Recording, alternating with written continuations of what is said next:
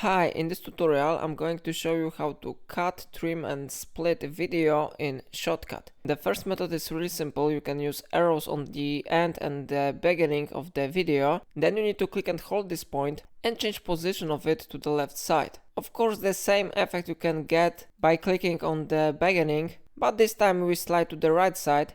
The second really helpful method is using split.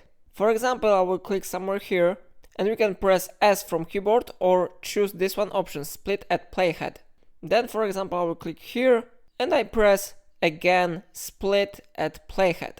Now we cut part of the video, so here we can add the other effects or just delete this part of video. To delete it you can use this one option, ripple delete. So I click here and how you see part of video has been successfully deleted. So it's everything in this video. If I helped you to do it, remember to like this tutorial and subscribe my channel. Do not forget to check links in description. And thank you for watching.